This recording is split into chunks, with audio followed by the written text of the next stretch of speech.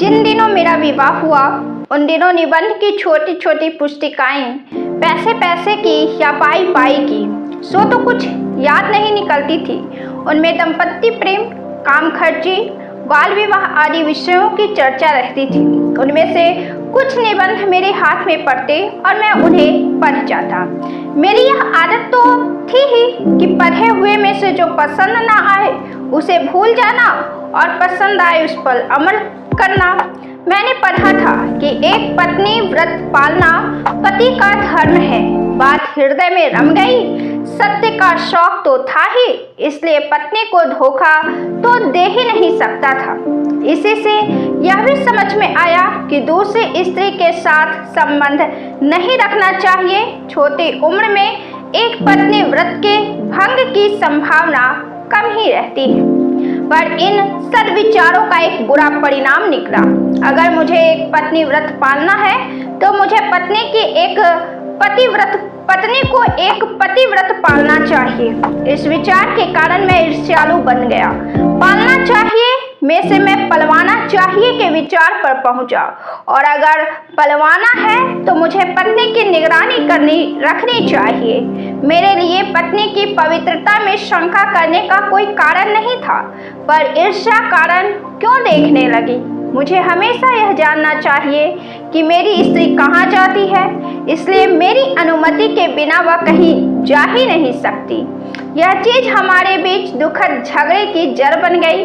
बिना अनुमति के कहीं भी न जा सकना तो एक तरह की कैद ही हुई, पर कस्तूरबा बाई ऐसी कैद सहन करने वाली थी ही नहीं। जहां इच्छा होती वहां मुझसे बिना पूछे जरूर जाती।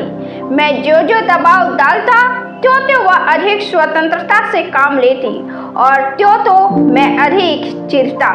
इससे हम बालकों के बीच बोलचाल का बंद होना एक मामूली चीज बन गई। कस्तूरबाई ने स्वतंत्रता बरती, उसे मैं निर्दोष मानता हूँ। जिस बालिका के मन में पाप नहीं है वह देव दर्शन के लिए जाने पर या किसी से मिलने जाने पर दबाव क्यों सहन करे। अगर मैं इस पर दबाव डालता हूँ तो वह मुझ पर क्यों ना डाले। यह तो अब समझ में आ रहा है। उस समय तो मुझे अपना पतित्व सिद्ध करना था। लेकिन पाठक यह ना समझे, यह ना माने कि हमारे गृह जीवन में कहीं भी मिठास नहीं थी। मेरी वक्रता की जड़ प्रेम में थी। मैं अपनी पत्नी को आदर्श बनाना चाहता था। मेरी यह भावना थी कि वह स्वच्छ बने, स्वच्छ रहे। मैं सीखूं सो सीखे, मैं पढ़ूं सो पढ़े, और हम दोनों एक दूसरे से ओतप्रोत रहे। कस्तूरबाई में यह भावना थी या नहीं इसका मुझे पता नहीं। वह निरक्षर थी, स्वभाव से सीधी, स्वतंत्र, मेहनती और मेरे साथ तो कम बोलने वाली थी, जो अपने अज्ञान का असंतोष न था। अपने बचपन में मैंने कभी उसकी यह इच्छा नहीं जानी कि मेरी तरह वह भी पढ़ सके तो अच्छा हो। इससे मैं मानता हूँ कि मेरी भावना एक पक्षी थी। मेरा विषय सुख एक स्त्री पर ही निर्भर था। मैं उस सुख का प्रतिघोष चाहता था। जहाँ प्रेम एक पक्ष की ओर से भी होता है वहाँ सर्वांश में दुख तो नहीं ही होता। मुझे कहना चाहिए कि मैं अपनी स्त्री के प्रति विषयासक्त था। शाला में भी उसके विचार आते रहते, कब रात पड़े और कब हम मिले यह विचार बना ही रहता। वियोग असह्य था। अपने कुछ निकम्मी बकवासों से मैं कस्तूरबाई को जगाए ही रहता। मेरा ख्याल है कि इस आसक्ति के साथ ही मुझ में कर्तव्य परायणता न होती तो मैं व्याधिग्रस्त होकर मौत के मुंह में चला जाता, अथवा इस संसार में बोझरूप बनकर जिंदा रहता। सवेरा होते ही नित्य क्रम में तो लग जाना चाहिए। किसी को धोखा तो दिया ही नहीं जा सकता। अपने इन विचारों के कारण मैं बहुत से संकटों से बचा हूँ।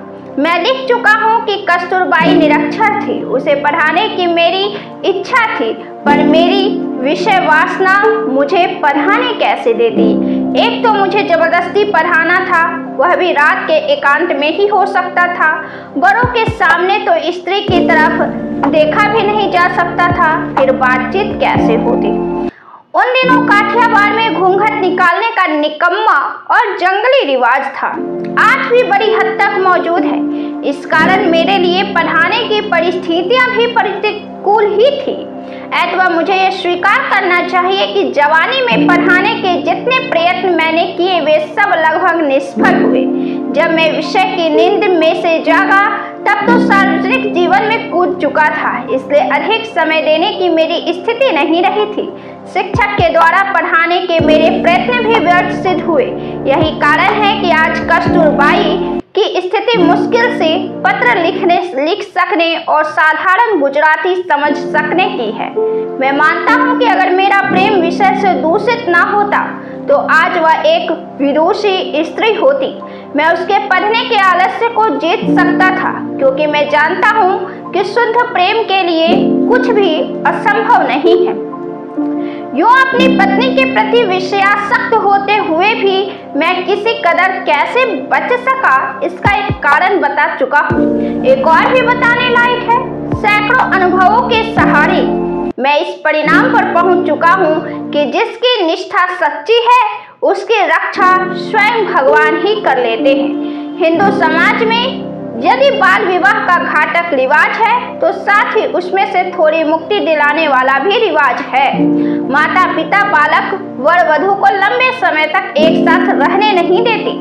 बाल पत्नी का आधे से अधिक समय पीहर में बीतता है। यही बात हमारे संबंध में भी हुई। मतलब यह कि 13 से 19 साल की उम्र तक छिटपुट मिलाकर कुछ 3 साल से अधिक समय तक साथ नहीं रहे होंगे। 6-8 महीने साथ रहते, इतने में माँ बाप के घर का बुलावा आ ही जाता। उस समय तो वह बुलावा बहुत बुरा लगता था, पर उसी के कारण हम दोनों बच गए। फिर तो 18 साल की उम्र में मैं विलायत गया, जिससे लंबे समय का सुंदर वियोग रहा। विलायत से लौटने पर भी हम करीब 6 महीने ही साथ में रहे होंगे, क्योंकि मैं राजकोट और बंबई के बीच आता जाता रहता था। इतने में दक्षिण अफ्रीका का बुलावा आ गया। इस बीच तो मैं अच्छी तरह जागृत हो चुका था।